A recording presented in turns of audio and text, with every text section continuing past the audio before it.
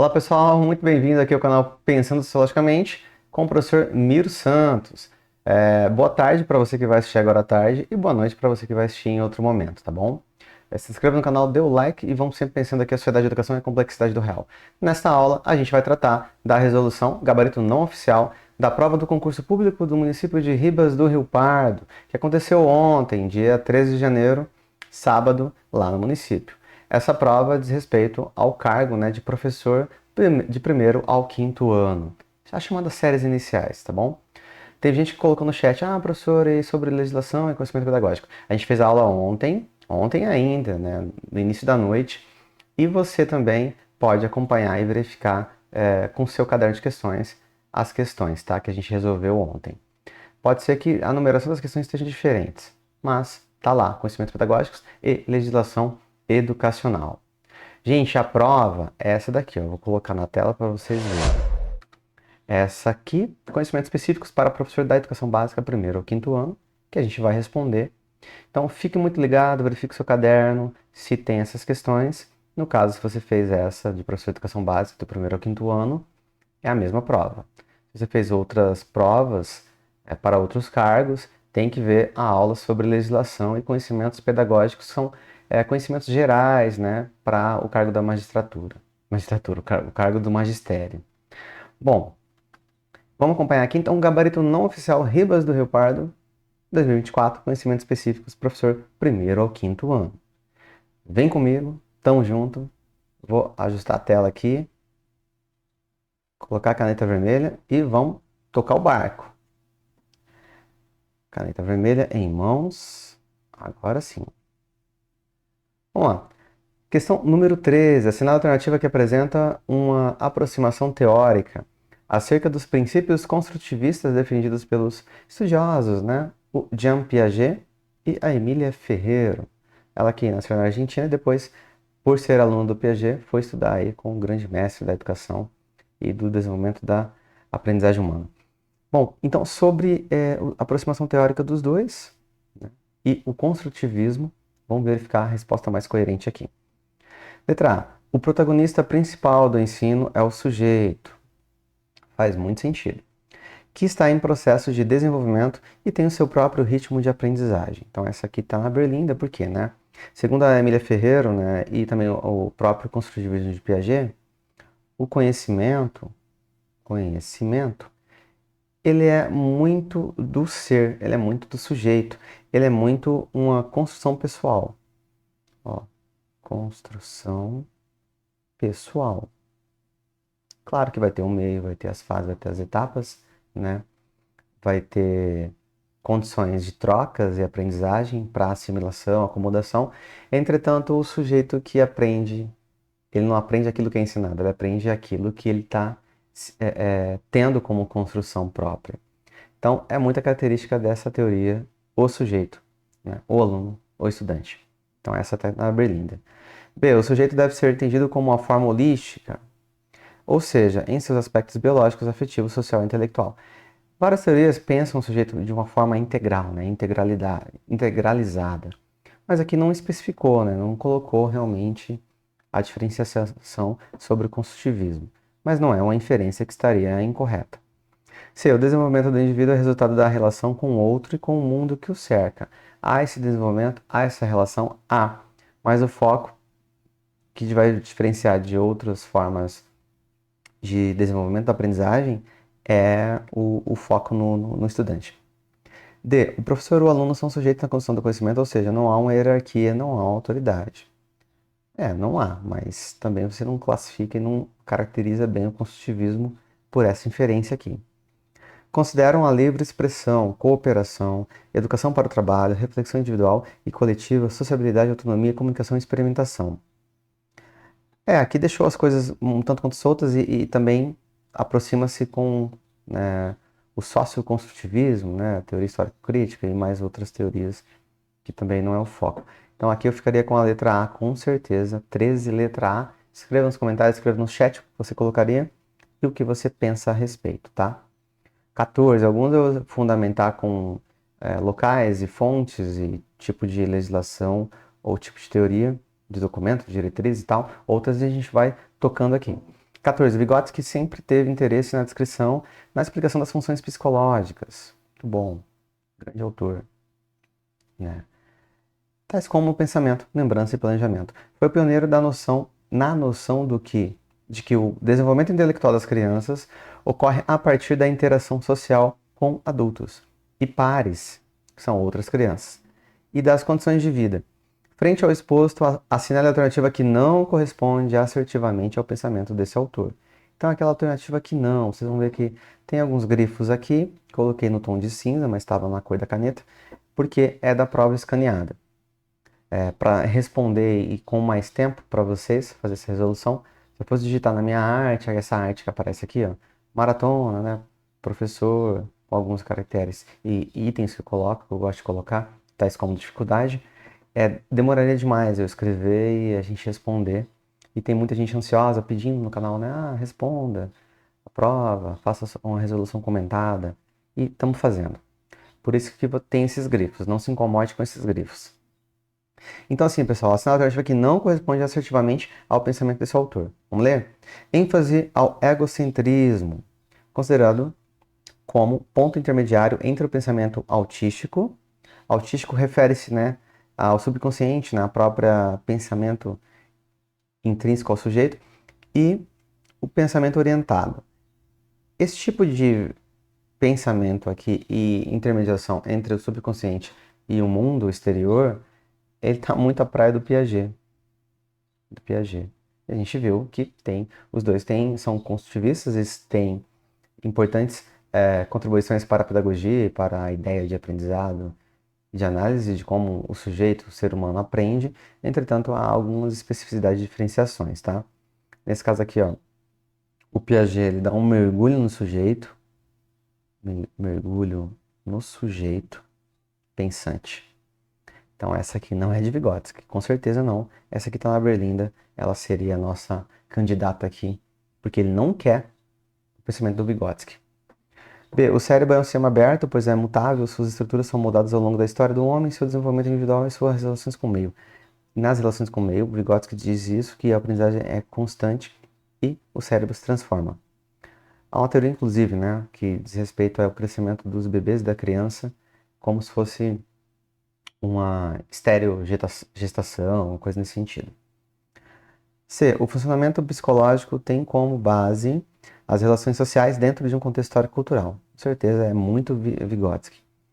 A cultura é parte essencial do processo de construção da natureza humana. Claro, o meio ambiente é cultura. Só subi aqui porque não estava aparecendo. E a relação homem-mundo é uma relação mediada de sistemas simbólicos. Total. Então eu ficaria com a letra A. Nesse caso, 14, letra A, não seria um pensamento mais propício à ideia e às contribuições do Leonel Vygotsky. 15. Para Paulo Freire, na educação não há prática sem avaliação. Então, grande pensador, patrono da educação brasileira. Não há prática sem avaliação. Considerando as ideias do autor sobre o planejamento da prática educativa, então aqui sobre planejamento. Assinala a alternativa incorreta, aquela que não tem a ver com planejamento ou que não fala algo adequado sobre o planejamento. Letra A. Planejar a prática significa ter uma ideia clara dos objetivos que se deseja alcançar. Ter uma ideia, imaginar, pensar e dialogar sobre, né, projetar, né, esse planejamento. Planejar a prática significa ter conhecimento das condições em que se vai atuar, dos instrumentos e dos meios disponíveis, né? Então, conhecer, examinar, claro. Planejar a prática significa não fixar prazos. Inclusive, já tem um grifo aqui. Eu concordo, né? Que essa aqui, ela tá meio esquisita. Não fixar prazo os diferentes momentos da ação. Planejar a prática significa prever os prazos e os diferentes momentos da ação que deve estar sempre sendo avaliada. Concordo. Planejar a prática significa saber quem são os pares que estarão juntos na execução das ações. Os pares, né? Quem são os grupos, quem são os stakeholders, os interessados ali no processo educativo. Agora, é importante, e pares também colegas, né, no processo. Então, não fixar prazos, né? Você está ali jogando com um não planejamento. Não pensar, né, na ação é muito contrário ao ato de planejar. Então, essa aqui, eu ficaria com essa 15, letra C. porque você foge da ideia de planejamento. Porque a prática educativa,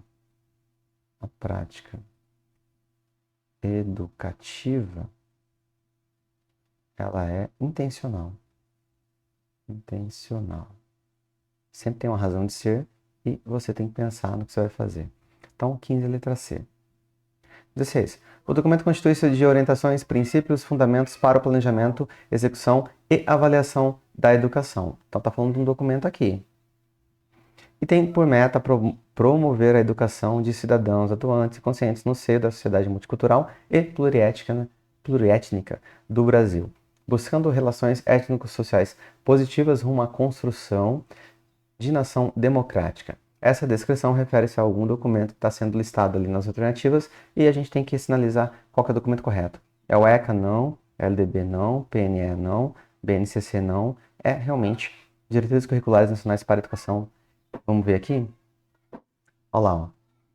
Documento do Conselho Nacional de Educação, Conselho Pleno, CP, Distrito Federal, Resolução número 1 de 2004.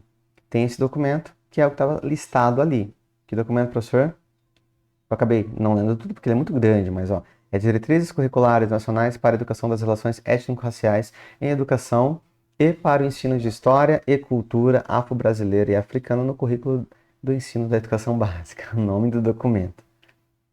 No seu artigo 2 ele vai dizer, ó, as diretrizes curriculares nacionais para a educação, etc e tal, constituem-se de orientações, princípios e fundamentos para o planejamento, execução e avaliação da educação. E tem por meta, né, aquilo que estava lá.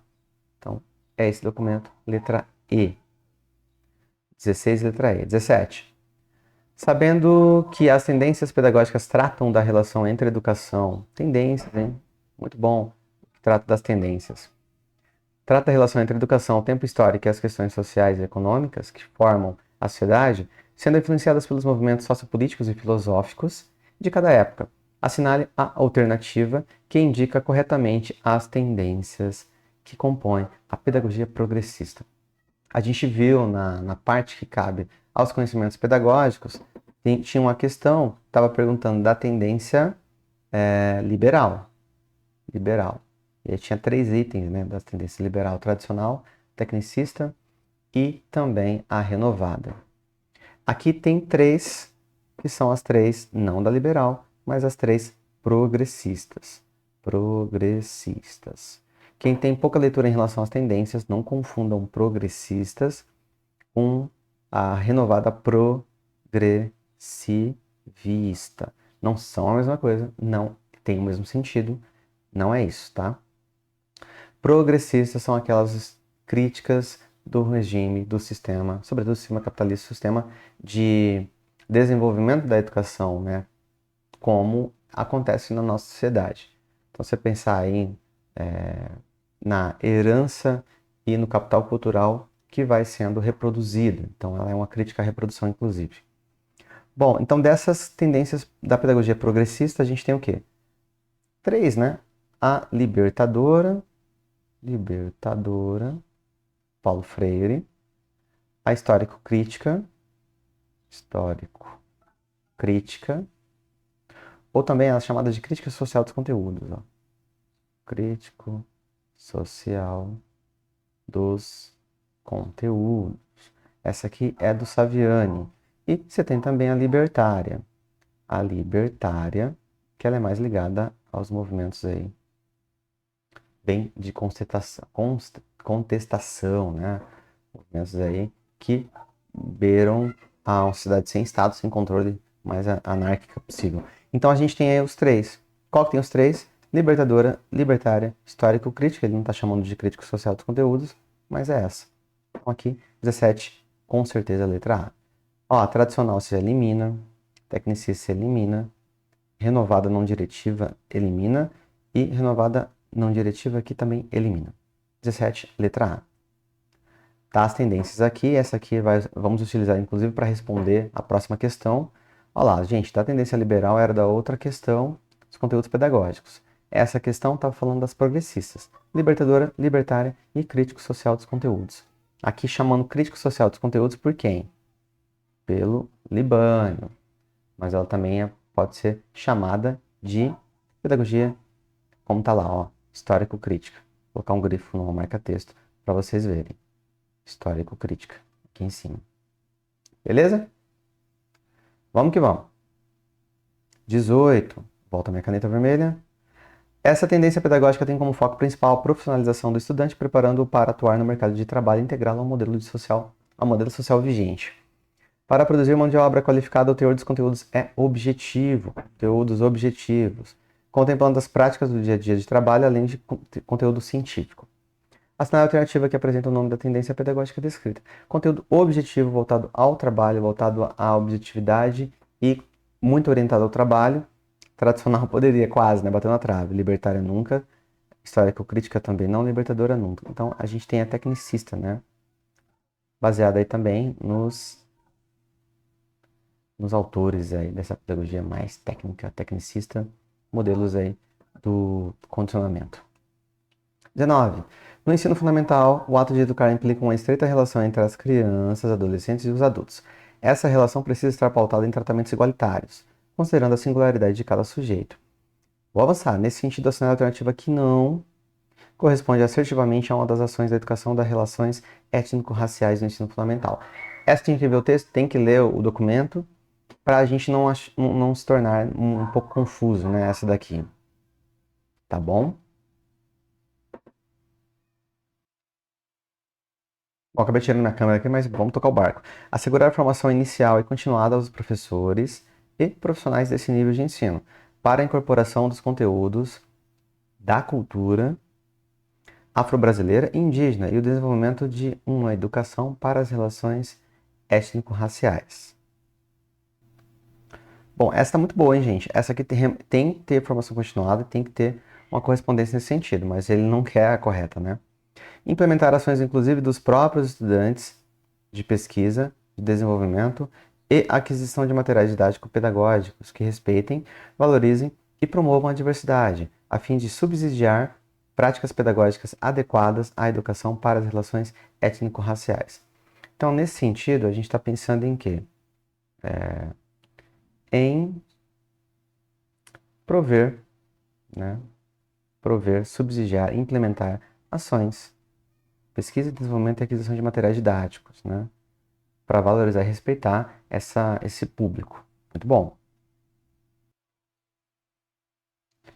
Bom, letra C. Prover as bibliotecas e salas de leitura de materiais didáticos e paradidáticos para a temática étnico-racial adequados à faixa etária e à região geográfica das crianças. Faz sentido? Faz sentido, importante.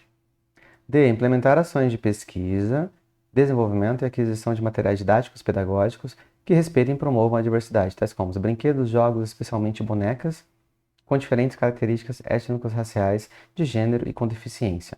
Essa aqui eu listei uma certa dificuldade, né? Coloquei mediana porque estava no layout, mas eu colocarei ela como difícil, com certeza. Essa aqui, ela ficou na berlinda, hein? Por dois motivos, ações de pesquisa e também ligado a brinquedos e bonecas, né? Com diferentes características, etc e tal. Letra E. Abordar a temática étnico-racial como conteúdo multidisciplinar e interdisciplinar durante todo o ano letivo, buscando construir projetos pedagógicos que valorizem os saberes comunitários e a oralidade, como instrumentos construtores de processos de aprendizagem. Essa eu achei um pouco difícil, mas talvez com uma certa leitura. Quem não lembra, quem não tem a leitura sobre o documento, pode ser que tenha conseguido por algum processo de reflexão ou encadeamento lógico a seguir. Ó. Eu pensaria o seguinte, a gente tem que verificar do que está se falando. Está falando das relações étnico-raciais, vou colocar um marcador aqui, e está falando também de uma das etapas, então é para o ensino fundamental. Eu ficaria com dúvida se essas ações de pesquisa da letra D, com brinquedos, etc e tal, seria para o ensino fundamental. Muito provavelmente as ações de pesquisa seriam para o MEC ou para universidades, e o foco aqui dos brinquedos e bonecas, diferentes características étnico-raciais, seria para a educação infantil, não o ensino fundamental. Então, por isso, eu acho que ela tem mais chances de ser a incorreta letra D. E se a gente for olhar no documento, O item A tem, o item B tem, o item C tem, o item D tem. Então, ó, Plano Nacional de Implementação das Diretrizes Curriculares Nacionais para a Educação das Relações Étnico-Raciais para o Ensino de História e Cultura Afro-Brasileira e Africana. Então, a gente tem assegurar a formação inicial e continuada de professores, está lá, implementar ações dos próprios educandos de pesquisa, desenvolvimento e aquisição de materiais didáticos e pedagógicos, prover bibliotecas e salas de leitura, estava lá. Tinha mais o que lá? Propiciar a coordenação, não construir coletivamente alternativas pedagógicas. Incentivar e garantir a participação dos pais. Então, assim, são todas essas ações principais, né? Não estava a ação lá relacionada à pesquisa. Então, aquela realmente, letra D, que ela é a errada nesse sentido. Volta a caneta vermelha e vamos para a próxima. Questão número 20. Bom, consegui voltar minha câmera aqui. Ó, a questão número 20, a cenário alternativa que apresenta aspectos pontuais sobre a historicidade da pedagogia de projetos no Brasil. Então tá, pedagogia de projetos. Pedagogia de projetos. Essa é uma leitura e a gente vai eliminando já. Foi através do pensamento de Vygotsky, representante da pedagogia ativa? Não. Que surgiram as primeiras referências no trabalho com projetos. Passou, aqui a gente teria Montessori, né? A gente teria também John Dewey e mais outros camaradas aí. Passou a ser usada a partir da disseminação da escola nova, que era contrária aos princípios e métodos da escola tradicional. Faz sentido? Faz sentido. Foi a partir do século XIX que passaram a existir preocupações com a implementação da pedagogia de projetos, principalmente nas escolas americanas. Eu diria que é século XX. Eu ficaria na Berlinda com essa daqui, com certas ressalvas, talvez em algum artigo, em alguma pesquisa pontual, mas a nível de inconsciente coletivo e massificação do projeto, é século XX, com certeza.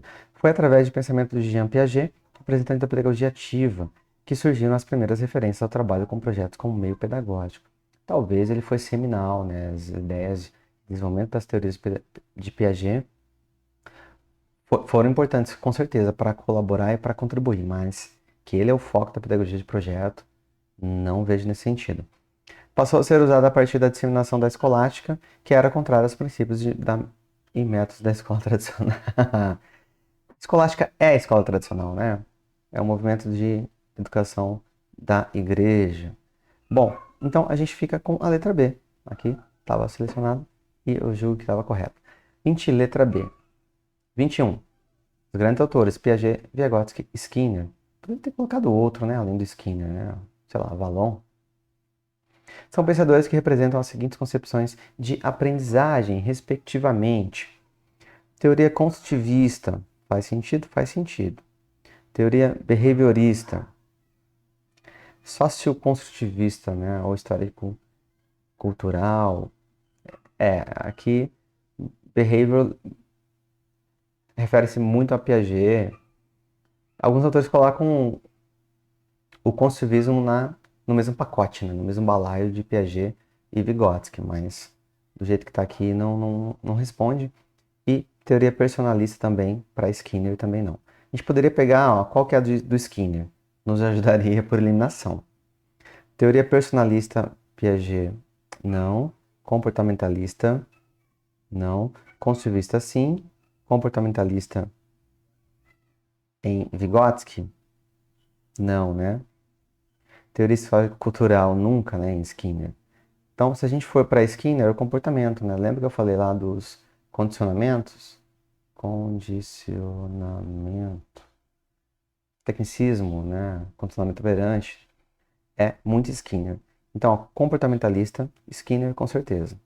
Construtivista, Piaget com certeza. E aqui ele conceitua, né, coloca a categoria histórico-cultural como a de Vygotsky.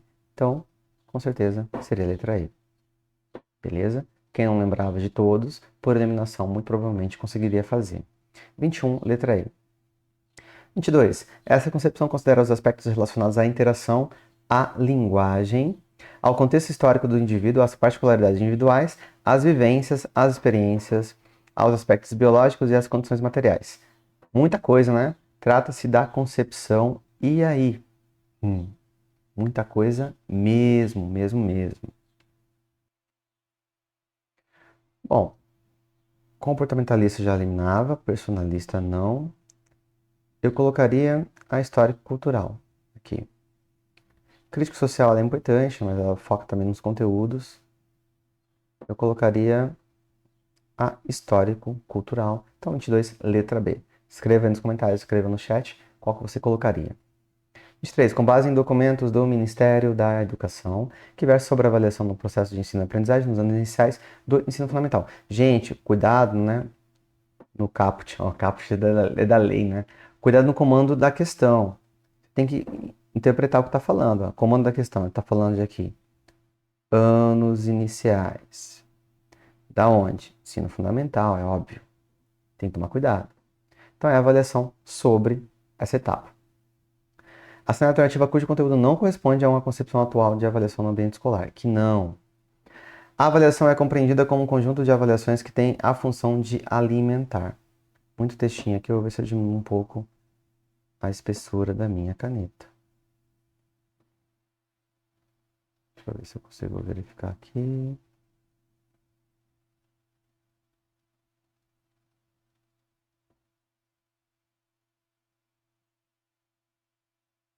É, tá muito grossa. Beleza, melhor para escrever. Porque a letra tá muito cheio aqui, né? Bom, não corresponde à concepção atual de avaliação. A avaliação é compreendida como um conjunto de atuações que tem a função de alimentar, sustentar e orientar a intervenção pedagógica. A avaliação, ela orienta, ela alimenta, ela consegue dar subsídios para melhorar essa intervenção do professor? Sim, a avaliação ela tem, inclusive, né, esse know-how aí, essa possibilidade. B. A avaliação ocorre de maneira contínua e por meio da interpretação qualitativa do conhecimento construído pelos estudantes. Ok, ficaria com essa também. C. A avaliação somente tem sentido se for capaz de subsidiar o professor com elementos para uma reflexão contínua sobre a sua prática, sobre a criação de novos instrumentos de trabalho e a retomada de aspectos que devem ser revistos, ajustados ou reconhecidos como adequados para o processo de aprendizagem individual ou do grupo de estudantes. Essa também eu consideraria, de certa forma, adequada. Alguém sinalizou aqui, né, que a avaliação somente, né? Muito cuidado com essas palavrinhas que podem vir aí a limitar demais ou excluir, ou fazer um processo de exclusão da alternativa. Mas, para mim, sim, a avaliação ela somente tem que ter sentido se for capaz de ajudar o professor, subsidiar o professor com vários elementos, como está listados aqui. Mas, esse somente pode vir aí dar uma dúvida, né? E alguém pode imputar em recurso nesse somente. Letra D. A avaliação focaliza o controle dos estudantes mediante notas e conceitos. Para mim não é essa, para mim essa aqui está errada. Foco é notas e conceitos? Nunca, né? Só de um tipo de avaliação somativa ou um tipo de exame, né? Vestibular, algum tipo de prova nesse sentido. Mas a avaliação não é sinônimo de exame, não é sinônimo de prova, não é sinônimo de avaliação formativa. Ela é muito maior. Então, nesse caso, eu colocaria como errada, com certeza, essa daqui, com uns 80%. Talvez esse somente para algumas pessoas. Então, verifique aí se você colocaria recurso nessa. Então, letra D, para mim, letra D. E a avaliação não ocorre num vazio conceitual, está dimensionada por um modelo teórico de sociedade, de homem, de educação e, consequentemente, de ensino e aprendizagem, etc. e tal. Tá bom, eu concordo com esse aqui. Então, 23, letra D, ou para algumas pessoas, talvez letra C. Ó, no documento, na onde está esse documento de fonte de educação, ele só colocou MEC, né, alguns documentos do MEC, mas ele retirou isso dos PCNs, Parâmetros Curriculares Nacionais, meio antigo, de 1997. Entretanto, os parâmetros eles não foram eliminados, né? Não há um processo de exclusão dessa lei, porque ela está ocorrendo ainda. Bom, a concepção de avaliação dos parâmetros curriculares nacionais vai além da visão tradicional, que focaliza o controle externo do aluno mediante notas ou conceitos, para ser compreendida como parte integrante intrínseca ao processo educacional. A avaliação subsidia o professor com elementos para uma reflexão contínua. Estava lá, né? Estava lá também. E ela não especifica, não foca, né, em notas e conceitos. Essa era a letra D, se eu não me engano. Tá bom? Tá quase, hein? Tô cansado já. 24. Tá acabando. Na proposta de alfabetização e letramento de Paulo Freire, o autor preconiza a seleção de palavras do universo vocabulário dos estudantes. Ah, gente, isso aqui, né? Palavras, temas geradores. Palavras que contêm significado de âmbito social, cultural, político e vivencial. Frente ao exposto, assinala a alternativa que apresenta características de seu método de alfabetização. A gente está falando de quem? Do Paulo Freire. A alfabetização como forma de emancipação, partindo de temas geradores que permite a consciência reflexiva da cultura. Eu ficaria com essa. A alfabetização pautada na submissão, não. Centrada em técnicas de leitura, não. Centrada em decodificação, com esvaziamento de consciência. Não. Então, 24, letra A. 25. As avaliações externas vêm ganhando atenção crescente de gestores públicos e comunidades escolares por deixarem claro um compromisso com o quê? Os resultados da educação e fornecerem parâmetros objetivos para o debate sobre a melhoria da qualidade do ensino. Está falando do que, professor Miro? Avaliação externa, meu camarada. A segunda alternativa que corrobora com essa asserção. A avaliação externa é o ponto de chegada. Não, é o ponto de chegada, é o ponto de partida. Um apoio para a ação pedagógica e gestão educacional. Não, se ela vai ser esse apoio, vai servir como índices, né? Vai servir como algum tipo de mensuração de dados. A gente está falando o quê aqui? De dados escolares. Ela não vai ser o ponto de chegada, ela não é um fim em si mesmo. B. Na avaliação externa, os pontos de partida são o direito de aprender e avanço da melhoria global. Não. Direito de aprender. Isso aqui não seria ponto de partida, mas agora sim há uma inversão. Seriam os pontos de chegada. Enfim. C. As avaliações externas podem fornecer pistas importantes para que se reflita sobre o desenvolvimento do trabalho educativo no interior das escolas, especialmente quando esses resultados se referem aos aspectos ou componentes que têm peso para o conjunto das atividades escolares, como é o caso da leitura, da resolução de problemas matemáticos. Bom, ficaria com essa. D. As avaliações externas substituem as avaliações da aprendizagem elaboradas por... Não substituem nada.